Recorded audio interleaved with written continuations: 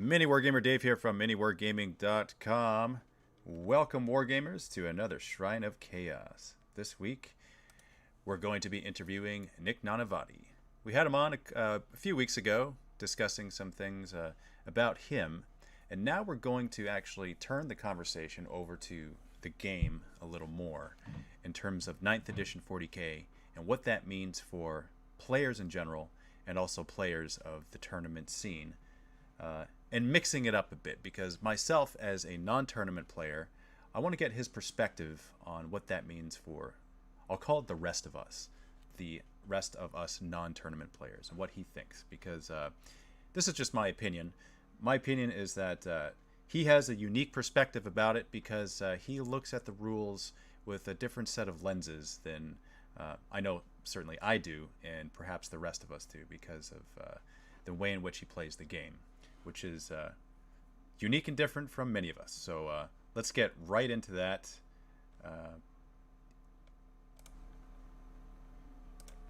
Yeah. Nick, how's it going, Nick? Good, Dave. How are you? Thanks for having me. Yeah, great for you to be on the show again. Obviously, 9th edition has been revealed, the new box set. First and foremost, first impressions. When you watched the reveal video, what was your reaction when you first saw it? It was really cool. They put a lot more Sisters of Battle in that review video than I thought. Obviously, Necrons are kind of going to be the face of the enemy this edition, and then Space Marines. You're always going to have Space Marines on the cover. Always. But then tag teaming on the Sisters, I was a big fan. And obviously, the graphics and artwork and all that was very cool. Big fan of this preview video. Yeah, same way. I know my wife was particularly excited. She was like, Dave, I want to play that army. So yeah, always awesome. good for me to hear that. But yeah, so back to you for a second. So some of the stuff that's been revealed in the last few weeks, some of the new rules changes today in particular, maybe we can jump right into that right away about Overwatch. Sure. And so my opinion is awesome. I'm so glad to see it. Me too. I think Overwatch, they handled it really elegantly. Again, I'm going to come at this from the lens of a competitive player. But Overwatch, to me, just feels like a waste of time in a lot of instances where it's like, I'm just going to fire some bolters that hit on 6s at your card effects and nothing's going to happen, but we're going to do it anyway.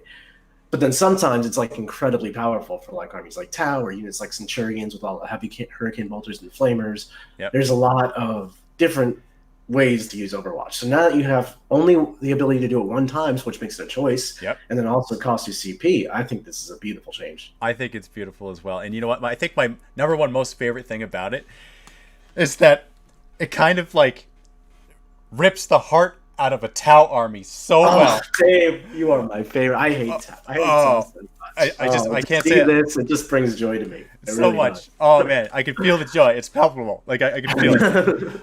Oh man. Okay, so a loss for Tau is a win for the rest of us. Absolutely. Oh man, that's cause for celebration right there. Like as soon as I saw it, I'm like, Tau. Okay, Tau suck. Yeah, that's just what I thought. Those were my feelings when I saw it. Things do come true. But yeah, so like, I mean, it's gonna drastically change how the game works, especially for armies like that. Just because like you got to really pick and choose now, right? It's I mean, most of the time it's a waste of time. Right, but there's certain key moments where it's not a waste of time, when you really have to pick and choose now. So how much do you think that affects the game?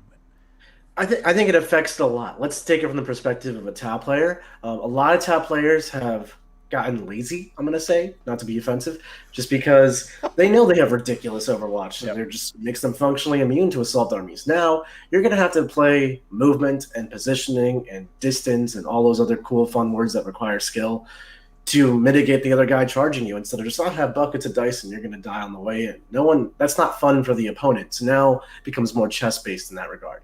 And there's other units in the game too, like AdMech have their Chicken Walkers, the Iron Stall or Distillery, whatever they're called. They do a full ballistic skill Overwatch for one command point.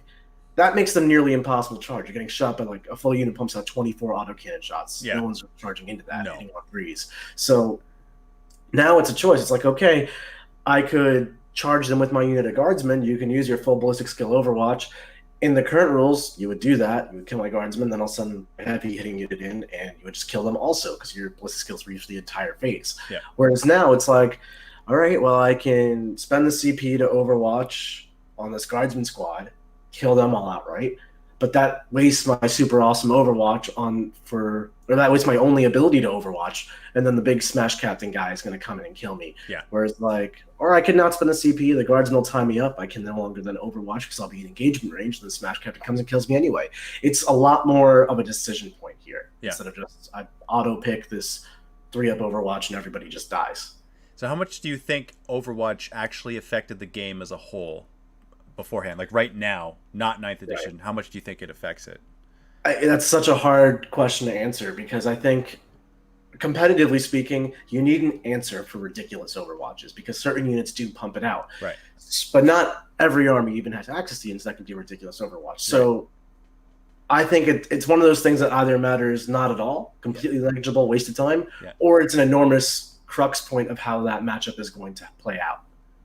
Okay, yeah, that actually makes a lot of sense. So it matters not much at all for majority of armies, except for those few where they kind of basically make their skill set.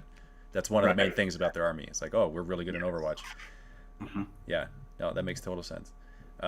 So, okay, that's about the Overwatch.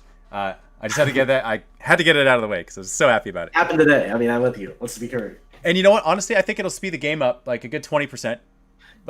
Let's talk about that. In general, why not? My favorite thing about 9th edition is how much more approachable they're making the game. And I'm a professional 40K player, and when people ask me, Nick, what do you do? And I have to explain to them. Yep. Sometimes I get follow-up questions like, oh, how do you play 40K? Which I have to explain what it is. And when I explain, it's a 3-hour game, that's a turnoff. Nobody wants that. So now if I get to be like, it's an hour-and-a-half game because the board is smaller, points are going up across the game, and they're just cutting the fat. Hopefully there's going to be less rerolls, no Overwatch every 5 seconds, things like that. No bending over every 5 minutes to check your line of sight. You kind of have line of sight or you don't. All that stuff is awesome for making the game more approachable to a new player, which I love. Yeah, that's true too. I like that perspective. Let's see. Harlequins can now charge and not have to worry about the bolters ripping through them. That's very true. Says James Daly. And I've been working on some Harlequins. Ooh. You can't see that at all. He's cool. He's pretty. I'm telling you. Just trust me. I see lots of colors on a blurry clown. There you go. Which again, very cool that you paint your armies. I love that. That's fantastic. I actually do a daily paint stream now for the Art of War every day at 3 p.m. Eastern time on our Twitch channel, twitch.tv/AOW40K. We just hang out, paint, talk some crap. So if you guys want to hang out, that's where to go. And just so you guys know as well, there are links to Nick's channels and his Art of War website in the video description of this live stream. So whether you're watching it on YouTube or Twitch or Facebook, you can access his stuff there. It'll also be on the on the recording afterwards, and so you can check out his stuff. And I'll mention it again at the end of the stream. So sounds good. Okay, so just this is another question that I have for you. What sticks out to you out of the new rules that have dropped, right? And obviously not all of the rules have come in, so this might be a challenging question, but just your initial your mind, where does your mind go? Where you like I'm gonna try to just answer this. I think you know what I'm asking you, right? Yeah. Kind of in order of the changes we got. One of the first changes we learned about is the new board size. Yep. So it's gone from 72 by 48 6x4 to a 60 by 44 or 5 by 3 2/3. I don't know why they picked those numbers, but what that means is that terrain density is going to go up because if you think about it, people have the terrain that they have. It's all ready for a 6x4. And now they're playing on a 5 by 3.5. So if they don't take terrain off, and I don't think GW recommends it based on the sample board they gave, it's pretty much the same amount of terrain. The board is just more cluttered with terrain, a lot denser. So that's a lot better for the combat armies are trying to get in line of sight. The board is smaller. There's less distance to traverse. There's less distance between you and the enemy. And there's more places to hide. And it's a lot worse for the direct line of sight shooting armies that are just going to table you turn one because they went first and blasted your army off the board. So I personally hate that play style, so I am all okay with this, the shooting just gunline type playstyle. I'm with you there. Yeah, yeah. Similarly, to get more analytical on it, because there's more terrain density, armies like knights or vehicle heavy factions, they are going to struggle more to maneuver around the board because they can't really just walk through walls. They're not infantry, assuming that doesn't change. Right. So they have to. It's very going to be easy to bottleneck them or move block them or any of those types of things, which could be a huge detriment. To compensate for that, they've also buffed vehicles a fair bit, which I think is an enormous change. Yeah. We're starting to play games on my Twitch channel and in our War Room streams where we implement the new rules as we get them. So I've been playing on a new board for about 2 weeks now and count some of the new rules too. Vehicles definitely feel like they play the way vehicles should play, if that makes sense. Yep. Whereas right now, it's stupid that a Gaunt touches my Lehman Russ and my Lehman Russ just sad about it. Yeah. It's really not fun. Right. It's dumb that all my vehicles that are like mobile gun platforms suffer a penalty for moving and shooting. It would incentivize me to never move. Never moving is stupid. Yeah. It's like exactly what I don't want. I want this game to be more like chess, not like roll a dice to see who wins. Yeah. So, they've balanced it in a weird way where they've made vehicles worse because they've made line of sight blocking terrain increase relative to the board. Right. They've made the smaller, so it's easier to engage them. Yeah. And the terrain density is higher, so it's hard to maneuver them. But they've made it better in that you can now move in no penalty, so it lets you get those angles around the terrain. It lets you shoot into close combat to some degree. So you do get in close combat because the guy starts closer to you. That's your counteraction there. Yep. It's a very good way to balance the game out, I think, because if you're going to make the board smaller, it is not simply let's chop a foot off. It has a lot of ramifications, so it's a great way to balance that out. Yeah, I like what you said there. How it feels like a shift as opposed to a buff, because they don't just make it better, right? It's like, okay, we made it better in this aspect, but it's also more difficult in that aspect, and I love that because it changes the way, and it takes out the things that were dumb and it adds things that you always wanted there to be. Kind of like the shooting. Yeah, exactly. Like I said, it feels like vehicles play the way they're supposed to now. Yeah. And so do you anticipate a lot more vehicles on the board, or kind of just the same amount in ratio to everything else? So it entirely depends on what the points end up looking like, because what I've heard is the 9th edition is going to repoint the entire game. Yep. Whether or not that's, vehicles are going up in power here, but the board is going to cut balance out. If everything kind of just relatively goes up the same, let's call it 10%, 20%, there's just less stuff on the table, I think you'll see more vehicles to today's amount of vehicles that you see, competitively speaking, of course, just because they are much more playable. Currently in competitive 40K, being touched and just turning your vehicle off is such a liability that you simply just don't see vehicles unless they have the fly keyword or something like that. Yeah. So, like Lehman Russ's, the Admech faction, well, they just got buffed, but prior to the Admech faction just getting a Psychic Awakening, these things were just never seen. Predators, I can't tell you last time I saw a Predator on the table. Like, being able to give those units life again, and in unique ways too, like a Lehman Russ with heavy flame responses is actually a viable choice now, instead of, why would I ever take my heavy flamers? My tank wants to be 72 inches away, not anywhere near you. Yeah. And if it does get near you, it's screwed. Like, heavy flamers aren't saving it. That's now a good tank that you might use as a different unit style. So instead of having your Lehman Russ sitting really, really far back, just padding away with its battle cannon, you might actually drive it forward using it as a mobile gun platform with its battle cannon. And then if it happens to get in close combat, boom, I got flamers. Go screw yourself. And using it as a durable screen in some regard. I'm particularly excited for Bell Predators and Blood Angels. Yeah. I'm very excited for Salamanders, personally. That there's your flamers, right? Flamers and meltas, right? I'm a big fan of flamers. Yeah. So, because, like, as you said, very rare you see tanks like that. And doing this campaign with my wife, the Slow Grow, and she's collecting Blood Angels, she got as per the suggestion of the audience, actually, because we did polls for this, and there was there was about 10,000 votes on bring a Bell Predator. And so, okay, all right, we're going to do it because it's very Blood Angels to do that, right? It's lore appropriate. And so we did it, and she loves it. She loves the Predator, right? And it's so fun. This is the second podcast type recording interview thing I've done this week, and I've used Ball Predators have come up in conversation both times organically, and I don't think in the past 2 years I've heard the word Ball Predator. Yeah, it's a thing that is going to happen. And here's the thing, right? Let's see. I have I want to say I have 4. It's either 3 or 4. Let's be optimistic. Let's say we have 4 that I haven't used in years. It's been years. They're just sitting on the shelf, right? So now Absolutely. It's like, okay, But good. it's also things like I was looking at my Tyran effects with an acid spray. Like all of a sudden, this is viable again. Like, what even is that? I bet half this chat doesn't know. Yeah, that doesn't sound overly familiar in my mind. Right? Exactly. That's my point, though. It's gonna bring. Hopefully, it brings so much life into all these units. So, what does that mean for the staple units that you see a lot? Do you continue to see them? See less of them? What are your thoughts on that?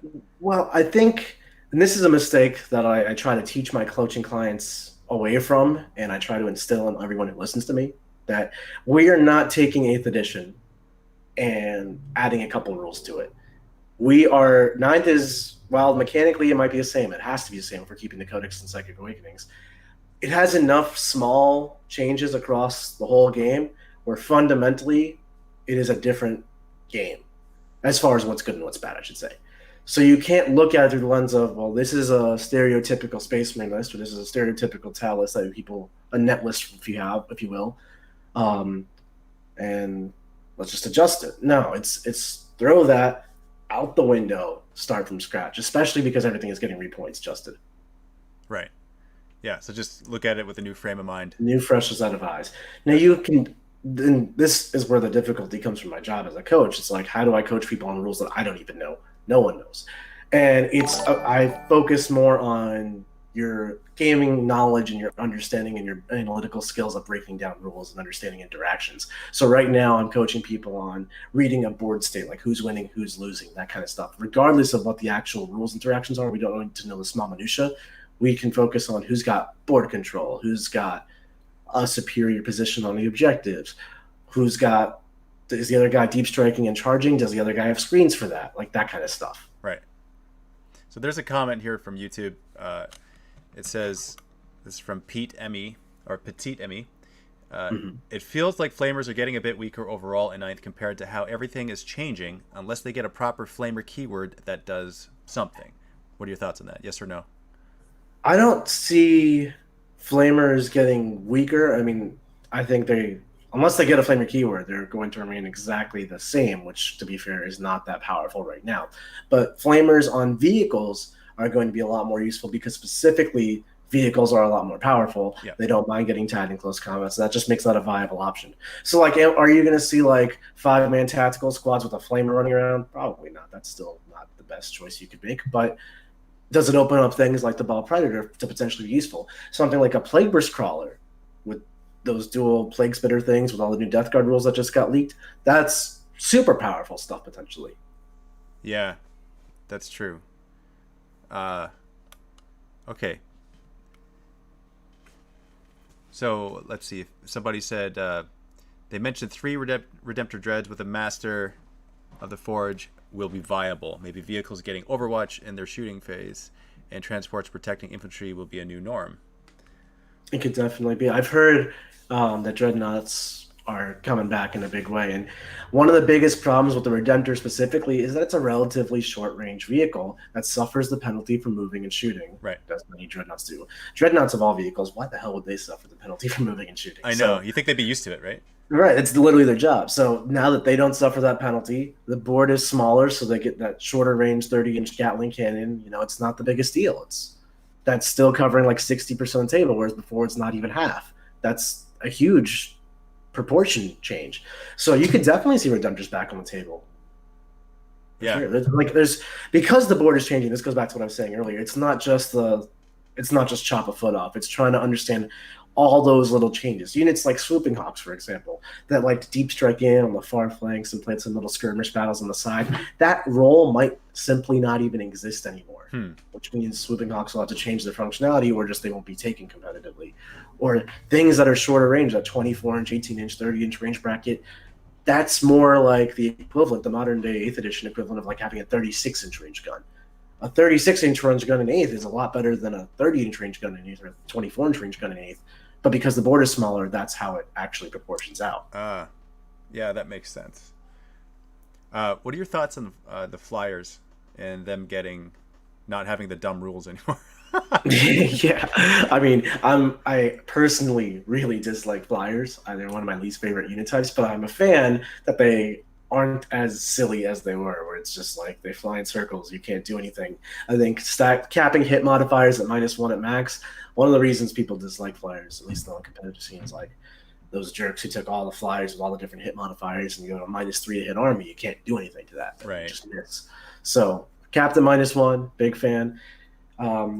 I actually liked that there was a level of skill to planning out your flyers' movement phases, like for the entire game. Yeah. Um, and from your opponent's perspective, trying to force them, this is pretty advanced stuff, but trying to force them to fly off the table. And that was like a game within the game you were playing with your opponent. Yeah. So I'm not the biggest fan that they've completely just removed that since the flyer can fly off. Yeah. But maybe there's still value to forcing the flyer to fly off because then maybe it's not shooting or something. So it's not quite as punitive to the guy who's getting his flyers auto-destroyed because the wing clipped off the table. And it's not so unplayable where you're just getting shot by planes for 6 turns either. So I like that it's a nice medium here. Yeah. Yeah. So do you think we'll see more of it then? Definitely, definitely. I mean, it all comes down to points because everything's getting readjusted, but working with the points we have now, I think flyers are better than they were for sure. Absolutely. Yeah. That's easy though. Just that one main rule change. Yeah, of course. Mm-hmm. So Dark Comedy asks, do you think synergy will improve in the new edition, or with the increase in vehicles reduce the redundancy of army compositions? That's a really interesting question. I don't know if the vehicles um, being better has anything to do with redundancy. If anything, you might still see like if predators are well coins cost, you might just see 3 predators in every space marine list. I don't know, and that's obviously going to be redundancy. It's not going to remove it, but I do think there's going to be more synergy within your lists because the way the detachments break down.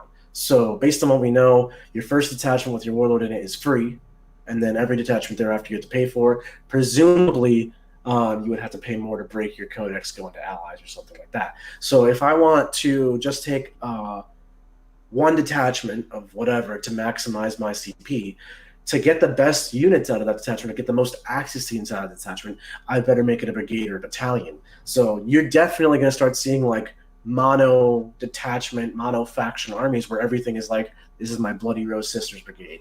This is my Catachin brigade. This is my Raven Guard battalion with, no other Space Marine soups added in or whatever, which you'll often see right now. Yeah. And then, of course, there's going to be an increase in synergy because your army is one functional piece. It's all, every keyword matches each other and stuff like that. Yeah.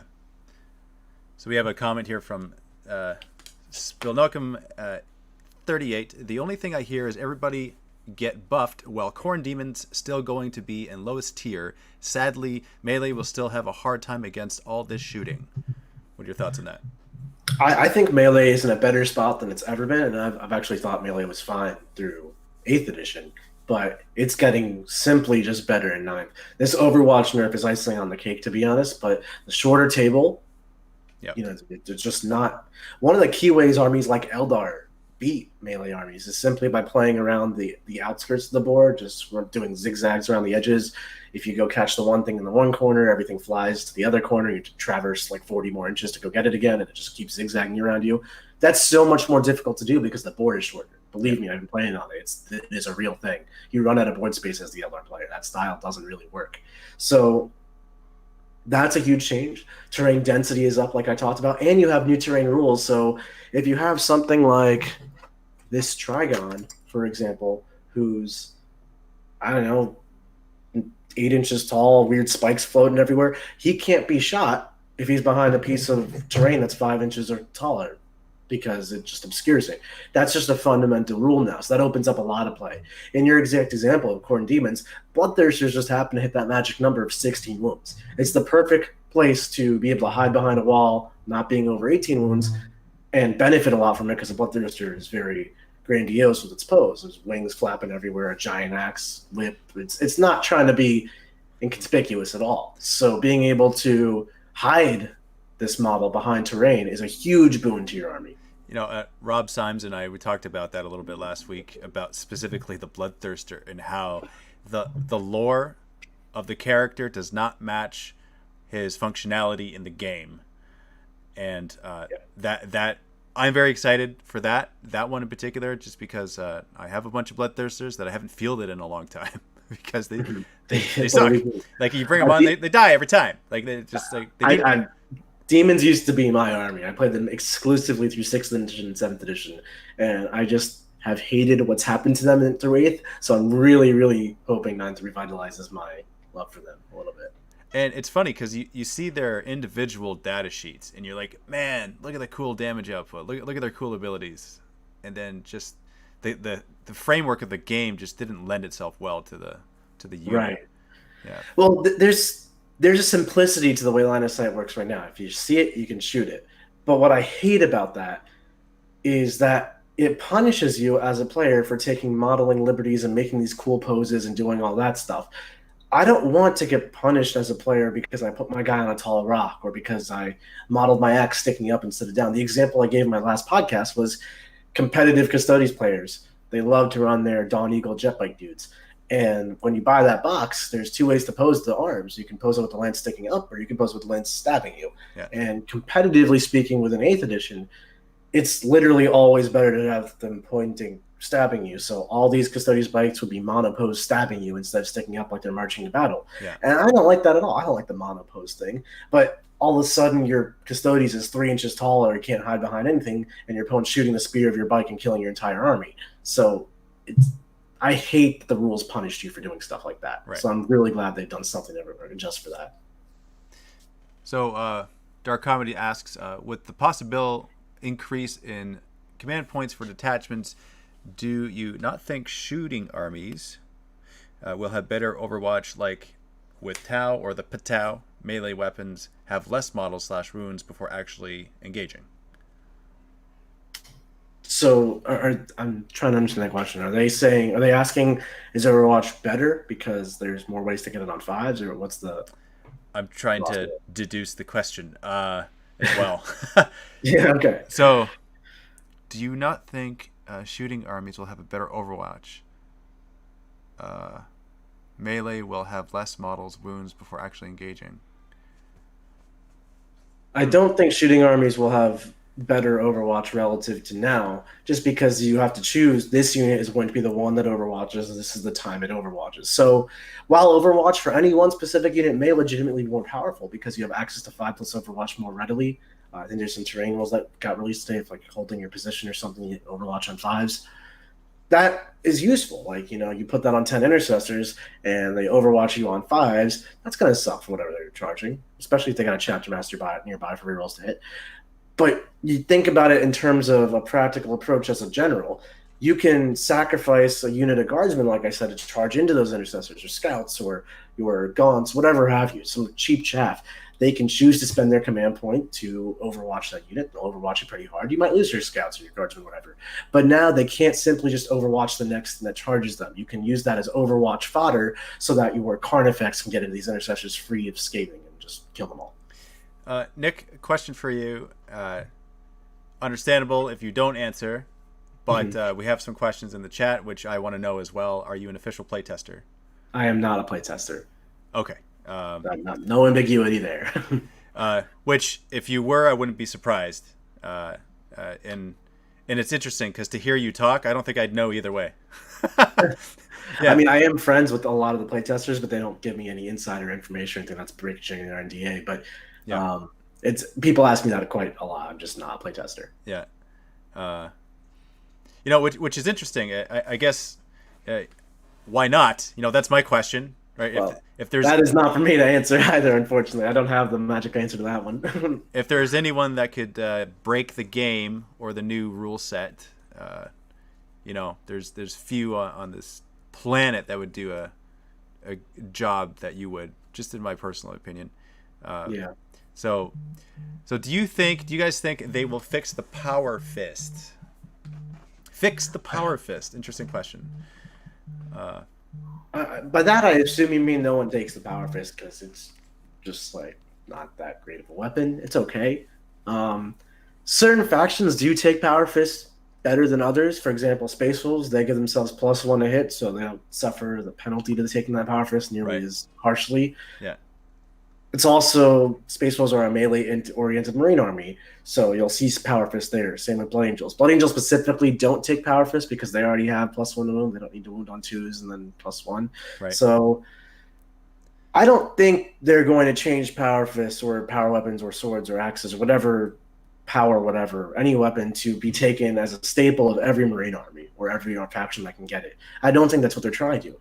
I think they want to give the Imperial Fists reasons to play the Heavy Bolters. I think they want to give Space Wolves the reasons to play Power Fists, Blood Angels the reasons to play Power Swords, etc. like that. So I don't think that it needs fixing, to be honest. Maybe you could points adjust a little better, maybe give it a different rule set that if combat ninth edition works differently. But it's right now it's a niche weapon that shouldn't be taken by every unit because it's so points efficient. That's back in the terms of fifth edition when every single squad that could took a missile launcher and a melta gun. Yeah. I didn't like that. I don't think anyone liked that. The unit diversity and having a specific purpose for units makes a lot more sense to me from an elitist standpoint of a Marine army. Also for an aesthetic standpoint too, just in a lore standpoint, there's certain armies like your salamanders, as you were saying, and the flamers, right? There's just certain weapons that they gravitate to. Definitely. Okay, so let's see. This is a question from Ben Miller. Hi, Dave and Nick. I was wondering if you were worried about armies having more tanks than troops in ninth aesthetically. I like the aesthetic of armies right now with a balance of troops and tanks. So I think this goes a lot more to the mission design of Ninth, and this is one of the fundamental things I love about Ninth and the direction GW is headed. The missions are now incorporated into the game design, just as the terrain is. GW recommends you play with these missions. They play with this terrain. Now, of course, they've always given missions and given rules for terrain. They've slapped those on to the rules, if that makes sense. Like they start with here's the moon shooting assault phase, here's how it all works. Then it's like here's a mission you can play these rules in, or you could just kill each other. Now, and this is what they said, they're starting with the missions as the win conditions, just like how do you play chess? No one says you play chess by saying this is how you move your pawns, your queens, your rooks, your knights. They say the object of the game is to kill the king. Yep. They're starting the 40K from the same exact mentality. This is how you win 40K. This is then how you use your units to play 40K. So I'm glad they've done that paradigm shift in their mentality, or at least they're starting to. So to answer your question, I think based on the one mission they previewed with progressive scoring being based on how many objectives you hold relative to your opponent, as it currently stands, vehicles don't really hold objectives too spectacularly. They're not OBSEC, they're not troops, assuming that's still a thing. They are one model, assuming it's number of models, one objectives. That's the same way. So it's really easy to just contest or steal an objective from a vehicle. So you're still going to need a lot of troops to play the mission, which is ultimately the win condition. Now, of course, if you just play like super casual 40K, we'll see who wins, who has more models left at the end of the game. Yeah, vehicle spam is going to probably destroy your opponent, but that's not how 40K is meant to be played. Right. Murat Ferguson says, how strong do you see the Black Templars, especially in terms of what is already known in 8th edition that used to be the worst Space Marine chapter? So I think they're going to get a large buff because they're a close combat-oriented Marine chapter, and like I've been saying this entire time, combat-oriented armies are going to get a huge buff from this new rule set.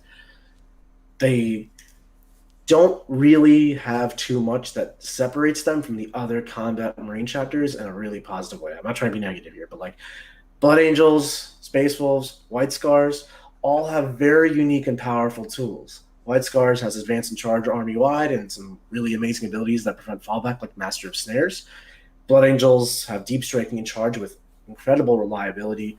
Space Wolves just hit you so freaking hard. Like, so hard. Yes. Black Templars, they do a jack-of-all-trades approach where it's like we have slightly larger units of neophytes and scouts mixed in together, or neophytes and initiates, rather. They have some anti-psyker stuff, but at the cost of not taking librarians. That's kind of a wash. Very Sisters-esque in that regard. They reroll charges. That's not nearly as useful as just 3d6 charges or advancing and charging. Because they've taken this middle ground approach, they're not as specialized as any of those three other Space Wolves, Blood Angels, or White Scars, which is why you typically don't see them. But they will get a buff simply because they are an Assault Marine army, and those will just get better. Yeah. So someone had a comment about bringing Khorne Demonkin back. And you know what? Okay, this is... I obviously have nothing to base this off of, but I'm going to just go out on a limb and say that GW was waiting for this edition to release the new Khorne Demonkin or World Eaters Codex because it just lends itself so much better to close combat. That might be the truth. Yeah. Yeah. If it's Absolutely. true, then I will be very happy. If it's not Me true, too. then I'm wrong, right? But I think, like, I hope that this edition, at some point, hopefully, maybe not necessarily right away, because the brand new armies at the beginning of an edition aren't necessarily the best that they could be. It's just they're new, therefore they feel like they're the best. But it seems to be that there's a rhythm that they get into, and then in the middle of an edition, that's kind of when the stuff comes out where it's like, yep, they've gotten to the groove of releasing the armies and how all the rules interact with each other. So that's where I hope that Khorne Demonkin is released. Just gonna put that out there in the universe. I'm with you. It used to be an army. They took it away for some reason. Didn't bring it back for entire edition. I'm hopeful. Right. Chaos is getting a lot of love right now, so hopefully. It is. I mean, that's true. Chaos is getting a whole lot of love. Didn't mean to go all Zeppelin on you, but No, it's okay. It's okay. but no, Chaos is, one of my favorite factions. I've played demons for years, like I said, so I'm all in favor of any support there. So what are your thoughts on the new, or the little bit of War of the Spider that's been posted on the Warhammer community? So I haven't super duper followed it all, but I've heard Death Guard are going to be spectacular, and from what I've seen, I completely agree. Just bananas. Just bananas. Just, Yeah. just they in 8th edition they put out Death Guard as like the poster child. They're in the start collecting, or they're in the starter set. Yep. They were one of the first codexes released, and they really missed the mark. Unfortunately, Death Guard, beautiful models, got fully expanded fluff, a new range of Primarch, but none of their rules were up to par throughout the entire edition. Like, you could make them work because they're really durable. You could play them; they're a good starter army, which makes sense when they start through the intro to 40k set. Yep. But from that higher level competition, they just didn't do enough. So I'm really glad to see that they are kind of fixing those issues now in 9th, at least. Yeah, I hope to see another box set come out where Khorne is, World Eaters is the faction that they're fighting against. Yeah. I want to see like a Khorne Demonkin-esque release for Slaanesh. They keep doing like these little small just things like White Dwarf, little updates for Slaanesh with like the contorted epitome and the new Keeper secret stuff, and that's cool. But I want to see like a legitimate Slaanesh codex. That's my favorite one. Yeah. Okay. So what does that say about my personality? Let's see. Blood Angels Outriders are going to be mental.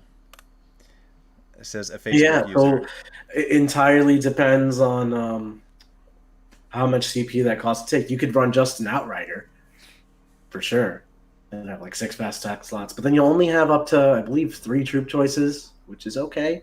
2 elites, Blood Angels, Sanguinary Guard, and Ancients, they're both elites. You're going to Death Company, the elites are very where it's at. Yeah. So you could take a battalion to unlock all those elites, or a Vanguard and an Outrider, but then you're paying a lot of CP for that second detachment. So how much CP are you willing to spend to unlock unit slots? And then when you spend CP to unlock unit slots, which is essentially what the new system is, force organization slots, I should say, that's Blood Angels are a very CP intensive army. They want to be using upon Wings of Fire. They want to make their captain's Death Company. They want to buy relics and warlord traits, fight twice, Descent of Angels, all that stuff. None of that's free. That's all CP intensive. And then you're buying the ability to take your units in the first place. You're going to run out of CP real quick. Yeah. So there's definitely going to be a nuance to the list of construction, just as there is now. Taking enough battalions or brigades to let you fuel your army with command points currently, versus not taking such a specific set of detachments like an Outrider at the cost of CP. Like, what is the correct balance there? Are you a fan of the new CP system? I think overall, yeah, I have to see how the whole thing shakes out. I only know so much right now, but it makes sense where it's like, I don't want, right now you're literally rewarded. You get CP for taking a detachment of an Imperial Fist captain and 3 Thunderfighters and just slotting that into another army. Why is taking something like that literally giving me CP? Like, why can't that should cost me something? It just doesn't. Yeah. I like it too. I'm a fan of mono armies, or mono detachments rather. Yeah. And yeah, I think it'll just help with that. I think before it's so hard to see this because it's what we're accustomed to, but I think the current system is backwards in a way. And when I see this new system, I'm like, oh, how could I have not figured that out in the past 3 years? John Smith asks, I haven't played since 7th edition. How are the Eldar in the new edition, or how do you think they will work? I think Eldar is going to have to fundamentally change their playstyle. I mean, Eldar has many, many different playstyles, but one of the more common ones is like where you take a bunch of flying vehicles and just flying units and skirt around the table and hide like pretty pansy elves and shoot the other guy to death. I know. That's just not really going to work. In fact, for my coaching streams, I tried taking like a fairly stereotypical Eldar list and flying around the outskirts of the table and shooting my opponent's army to death. And I ran out of board space really quick, and there's a lot of terrain on the table, so you could hide really well, and it sucked. Yeah. So there's a lot of ways to play Eldar aggressively and more proactively, taking things like Ajumin and Dire Avengers to get them all 4 taking things like Shining Spears, allying Harlequins, Dark Eldar, all of that is a much more let's scrum it up in the middle play style, which is what Ninth is going to require of you. Yep. But I think that I'm going to prissy around the edges, all pansy like. I think that's gone. That's good. Which is great. Which is great, yeah, because it does not reward you for doing that anymore. Okay, so John Chavez says, for Nick, which faction do you think is least likely to get new models in 9th? Oof. I imagine they'll give every faction something at some point. They're very rarely never going to give a faction models. That said, the Tyranid and Genestealer Cult super faction, the Hive Mind, they haven't gotten a new model in I don't know how long. I'm pretty sure they didn't get a single new model in 3rd edition. So, oh no, Genestealer Cult did. They got a new book. But Tyranids didn't get any love through 8th edition. I have a full Tyranid army. I'm very sad about it right now. So I would love to see support there. But like model wise, I guess, is what you're talking about. Yeah, well, model wise, like every unit that Tyranids had access to is the same units that Tyranids had access to through 7th. They never got new units. Like Admech has 85 new units in the past 8th edition. Like Tyranids didn't get any. So I can't predict the future. I don't know who's going to be least likely to get units, but I would really appreciate Tyranids getting some love. It's about time that Chaos players get the 5 codexes GW has been promising us for 30 years. You're not wrong. We're almost there. We have 3 out of 5, I think. Yeah, isn't that what we have? Like, we're just missing World Eaters and Emperor's Children. Like, those are just it, right? We're almost there. I mean, we had it kind of before with Khorne Daemonkin, which wasn't technically it, but it was close. It was the right direction. All right, will Death Guard continue to be able to walk all over World Eaters like they normally do? I think Death Guard are definitely going to be quite the force to be reckoned with, which is great. But I don't think Death Guard right now destroy World Eaters. I think World Eaters probably, if you were to play it optimally on both ends, I would say World Eaters have the advantage there currently. You think so? Yeah. Yeah. They just have better damage output, you think? Yeah, a lot. I mean, Death Guard's main strength is just I'm super tough, and World Eaters are like I will overkill you, and that's part of their problem is that like Berserkers fight 10 times. They have 18 different ways to get AP minus +1/+1/+1, exploding 6s, Death to the False Emperor against anybody, more attacks. All that stuff is usually overkill, and their issue is getting shot on the way there. Death Guard don't really shoot too hard, so you're not concerned about making it there. And when you do get there, it's not like you're overkilling because Death Guard are tough. It's like, oh, I actually get to use all this damage my weapon brings. I'm going to kill this Plague Marine now. Like, just the way the two armies would normally interact, I'd say that World Eaters are currently advantaged. Riven Fang says, did I make a mistake by getting into Thousand Suns? I started the army just prior to the announcement of 9th. It's hard to say because we don't know anything as far as points go, but I would say Thousand Suns are perfectly fine going through 9th. The Psychic phase is just a great tool that very few armies really have play in, like to the level that Thousand Suns do, rather, and having control and domination over that is really good. And that new, or not so new anymore, Psychic Awakening that Thousand Suns got, with the 9 different cults, and like they've done a lot to support Rubric Marines, and Rubric Marines are legitimately a good unit for once. Yeah. So that is awesome for Thousand Suns and leads well into ninth. Like I've been saying, you need something durable to be able to kind of box your opponent in the middle of the table, hang out in the middle, and scrum it up to hold the objectives. You can't just sit on the edges and shoot the other guy and play at arm's length anymore. So having a super durable OBSEC troop unit that is good and can teleport and potentially heal itself and all kinds of good stuff, that is very, very useful. I remember them stating that. Oh, hold on one second. So Norbert Laidanyi says maybe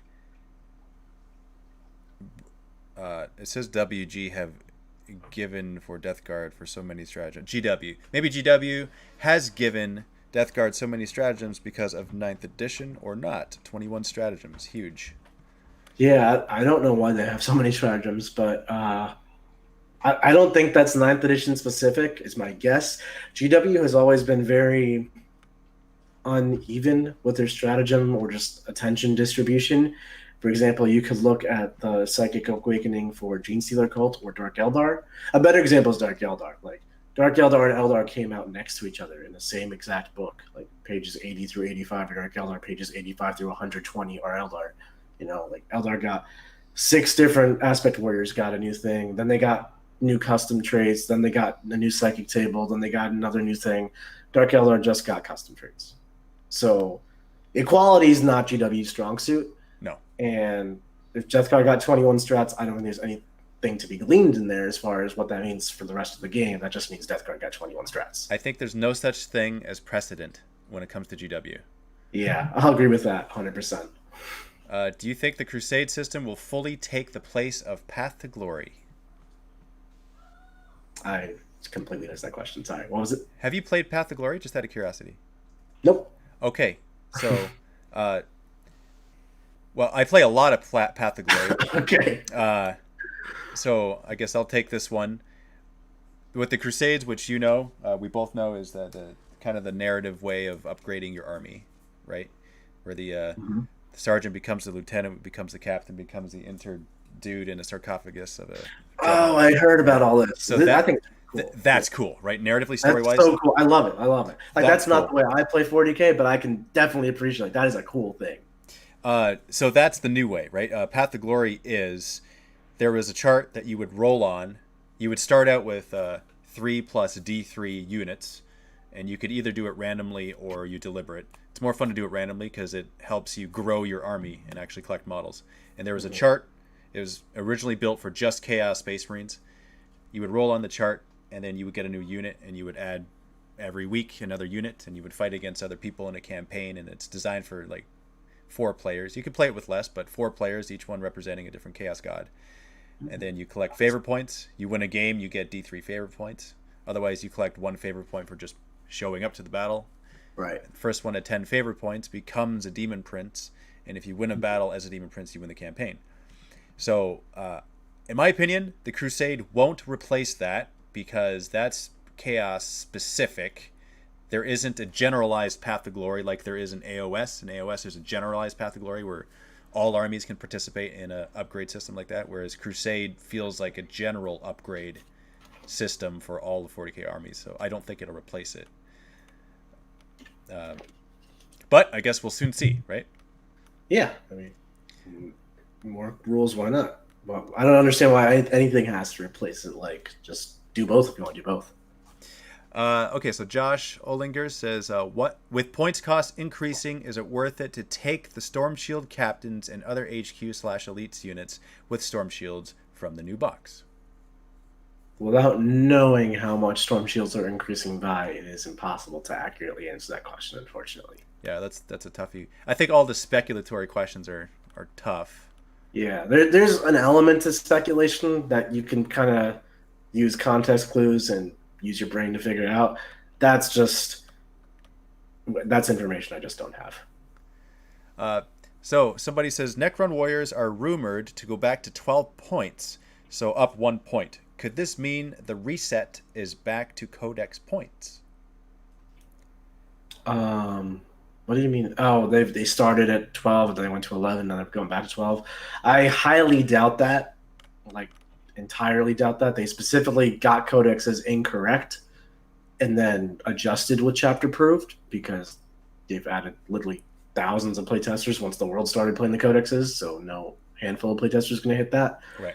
I think that is, again, there's no precedent to what GW does. That just happens to be coincidental. Bill Morlock says, also, I hope every army feels strong and gets something new, except the Tau. I'm here for your Tau hate. I am here for it. And I would agree with that as well. Chad Taylor says, with its cost increasing and table sizes changing, do you think we will be seeing more 3,000 point games? No, I think this is very deliberate for GW. If they wanted the same amount of stuff to have on the table, they would have not changed points or table size. They specifically want the game to be faster and more approachable. So I expect the game to still be played 2,000. I think they've already said that 2,000 is the standard, which is 40K is meant for match play at least. Yep. Then the new table size and all that is just going hand in hand with the more expensive units. You're going to have 1.5 to 2 hour games, not 3 hour games, which is great for so many reasons. That's going to be interesting from a filming perspective, because there's a lot of the filming that just the time is taken up doing stuff like the Overwatches and yeah, definitely. And heck, even the movement, right? Like the smaller table, that'll just cut it by a bit. Yeah. You basically have an extra turn there where it's just moving. Well, I've also found, and I haven't played 9th edition, but I played a handful of games on the smaller tables with some of the new rules that we know. And I find that the games are decided much faster. Like around turn 3, you can clearly decide who the winner is. Really? Whereas like 8th, it can be back and forth the whole way through. And that might just be we haven't cracked the code. We haven't figured out really how everything interacts when we're trying stuff out. But in the handful of games I played so far, it's not over, but it is. You could determine the winner by turn 3. Now, was that mission specific? Were you doing? No, I'm not even basing it off the mission. Like mission wise, I might even let's say I'm playing my buddy John, who was one of my coaches on Art of War, and we played the game this Sunday on our Twitch channel where we're using the new vehicle rules and more table size. And mission wise, we're playing the current ITC missions. If those of you are familiar. And I was holding pace on the mission, no problem. Like scoreboard-wise, it was pretty even. But then, as far as amount of stuff left alive going into just turn 4, I barely had anything left, and he had most of his army. So it's just like, even though it's close right now, or I might have been ahead by turn 3, I don't know. There's no way I maintain that lead for 3 more turns. I'm getting my butt kicked by the end of it. So that's what I mean by you can determine the winner. Okay, I see. Which, if that is the case as a blanket rule, like in general, you can mostly tell that to me as a more so of a narrative player or a casual gamer, I should say, and my goal being to create the most back and forth close game throughout the whole thing, I see that being a challenge for me. It could be. We're also playing what we believe to be like top level competitive lists, so sometimes they're very potent, right? And if a small mistake can just end the game instantly. So, and again, this is the wrong mission set. We're playing 8th edition missions in a 9th edition setting with only some of the 9th edition rules and some of the 8th edition rules. I'm playing Game of 40K that doesn't actually exist. Right. So take it all with a grain of salt. Makes sense. So what is your opinion on only 10 playtesters for 9th? Personally, I don't feel that is enough of a test pool to find all the flaws, says the Grim Dork. I mean, this is not so much a GW playtesting question as more just like a philosophy on team management. So larger your team is, and I went to business school and studied management, so not the most qualified, but I have something to say here. A larger team, more brains, more ideas floating around, but it's harder to actually make decisions because you're going to have different people on different sides disagreeing and communication becomes difficult. Having a small elite team does lead you a lot more to groupthink and just things being missed because in a game of 40K there's so much vast knowledge and so many rules to check and learn and stuff. You're going to miss something with a small team, but at least you can be effective with your execution on stuff. So is 10 the right number for the balance factor? No, but there is such a thing as too many cooks in the kitchen as well. It's almost like the 300 Spartans. Yeah. It's like, okay, no, what would you rather do? Do you have 1 million playtesters or 300? Right, exactly. So GW has said that detachments are changing. What if we'll have some core ones in the rulebook and then the codexes have faction-specific ones? That's kind of more along the lines of 7th edition with the formations, right? Yeah, I definitely don't want them to go back to Formation Land. Because that got But I would wonky. That got wonky really that quick. that got out of control real fast. But I would not be opposed to like different factions having specific detachments, like Custodes, for example. They don't really fit into the standard battalion brigade that the game fits into. You know, like the battalions and brigades for such an elite army is really really hard to do. So maybe give them a specific detachment that they can play on their own. Dark Eldar had that. They had introduced it. They have like a raiding force or something for like their Kabalites. You can even take it in match play. It's terrible, competitively speaking, but it exists. And so, as a unique thing and a one-off to solve specific issues, I don't hate it whatsoever as an idea. It's just the execution needs to be much more elegant and nuanced than here's 25 formations. Yeah, I can agree with that. I think that it would be my preference for sure. Uh, let's see here. Orcs is best. Agree or agree? Agree. Okay. All right. Given the options there. Question with the new buffs to vehicles that do you think a counter to them would be? So what's a good counter to the vehicle buffs?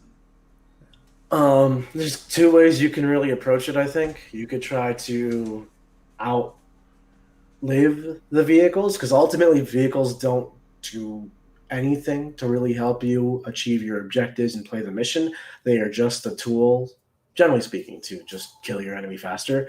So you could fight fire with water and be like, if this is a tool that you're taking to shoot me, I'm going to hide behind the wall and survive. You know, that kind of thing. Or you could fight fire with fire and just take your own vehicles, or if not vehicles, take your own units capable of killing vehicles and just see who dies first. So David, Nick, how do you feel demon engines will fare now with changes to firing in close combat and no penalties to move with Chaos Space Marine finally be able to shy away from Forge World units to compete? I think demon engines are getting a lot better. That's all vehicles across the game are getting a lot better. I think Plague Burst Crawlers in specificity are going to be the biggest winner of all those demon engines, but why those ones specifically?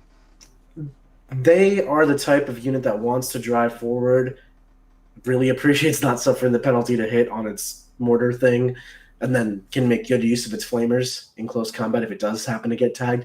They're already a good unit in 8th edition, competitively speaking, and they have limitations, and this directly counters all those limitations. So someone has a general question here. Sean and Sam plays, are the Space Marines in 9th edition starter box Ultramarine specific, or can they be used for other chapters? They can be used however you want. Yes. I personally see Blood Angels when I see them. You don't see Corn Berserkers? Well, there is that too. I figured you would see Corn Berserkers waiting to be converted. By the way, they need new Corn Berserker models, which they're going to be coming out with those with the new release of the Codex, of course, right? Yeah, of course. Stop. You heard it here first, guys.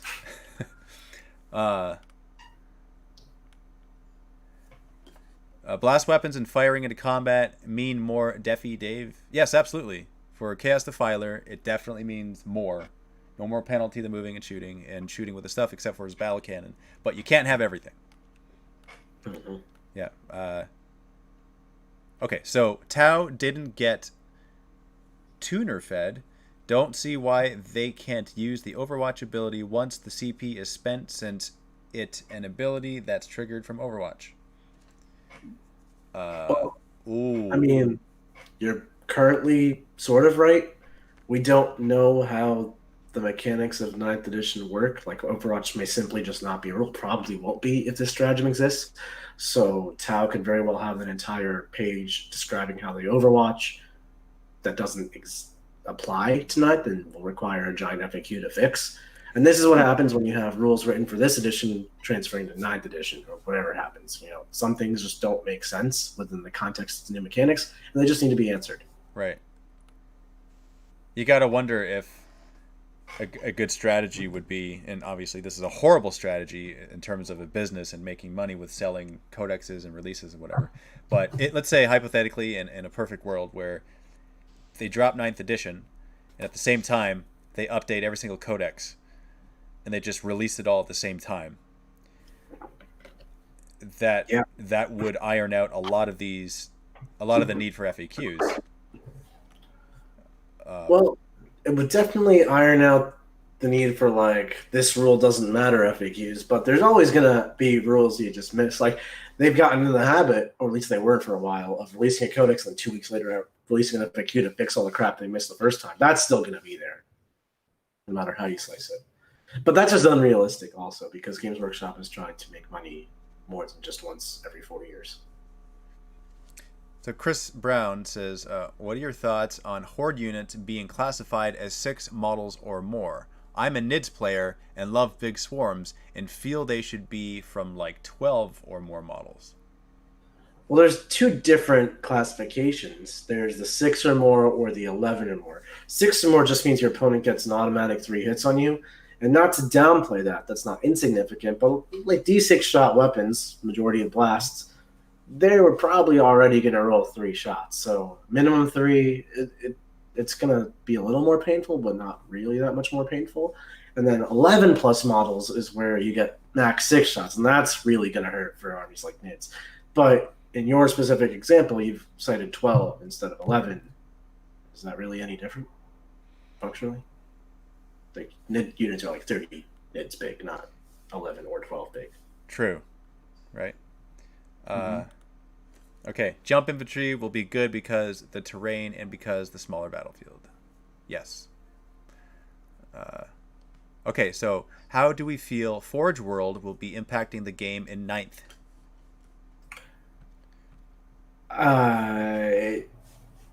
It could. Again, it's going to come all down to the points and stuff. Forge World is a vast array of units, so I don't expect all things in Forge will just be better than all the stuff in the game, the normal game, and I don't think all things in Forge will be worse. It's just like it is now. Some stuff will be better, some stuff will be worse, I'm sure. Okay, so here's a big one. Small question, but big question. What do you expect to see from Dark Angels, Blood Angels, Space Wolves in 9th edition? That is a very hard question to answer. Yeah, it's a very general, broad. Yeah. Well, Blood Angels and Space Wolves are both combat marine armies, and as I've said many times in this video, that I think that combat armies are getting a buff, and combat marines are probably going to get more support with these new Primaris assault dudes and the bike stuff. So, assuming it's all pointed appropriately, I think thumbs up.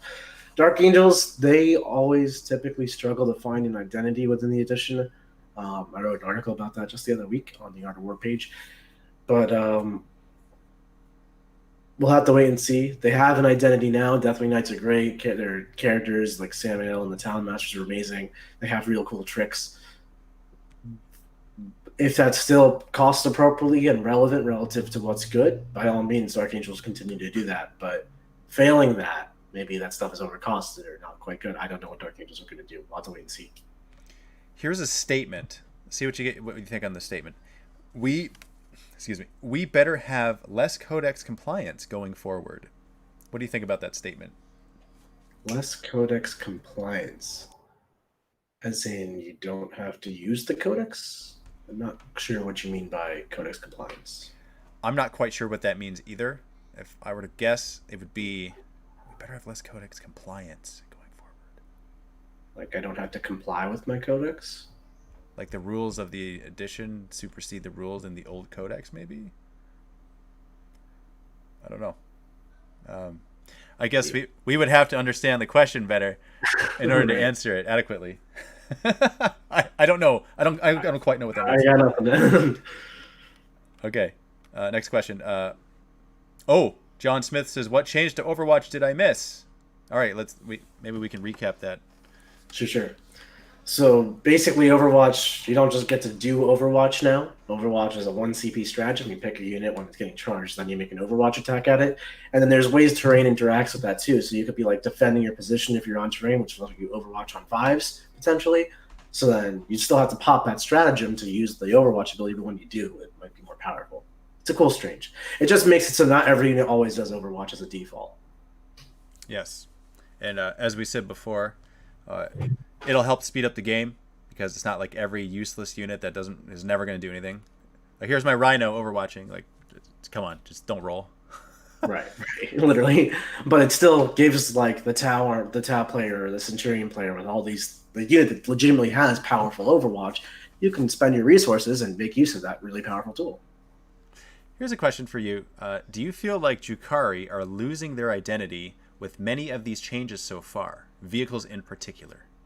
No, I think Dark Eldar are actually doing really well this edition from what we've seen. I actually interviewed Archon Skari, who's one of the more better known Dark Eldar players out there. I think he's been on Mini Wargaming as well.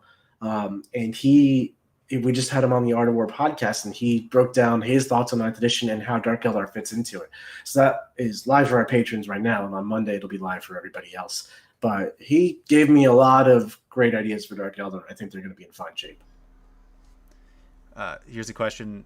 How do you think the 40k universe story in 9th edition will progress? A second Great War between Primaris and Firstborn?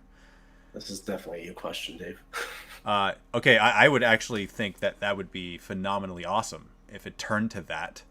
If it became as big as the Horus That would be heresy. really cool from a love perspective. I don't know if it's a second Great War, but I would be down for that. Can you imagine that? Can you imagine like all Primaris versus all Standard, and the possibility, and like this is going out on a limb, but the possibility of some Loyalist chapters teaming up with some Traitor Legions? Yeah, fighting against the Primaris. We lose like White Scars or something like that, or Dark Angels actually turns. I mean, it could be so cool. You know what? I think I'm going to have to agree with that. It would have to be a matter of they would turn to chaos because it wouldn't go the other way around. It would have to be that, right? Right. That could be really cool stuff. Yeah. I think that'd be neat. Certainly an awesome idea for a narrative campaign. Thunderhawk at 1,500 points. That's like 10 Russes. I know what I'd rather have. What would you rather have? I don't know what a Thunderhawk does.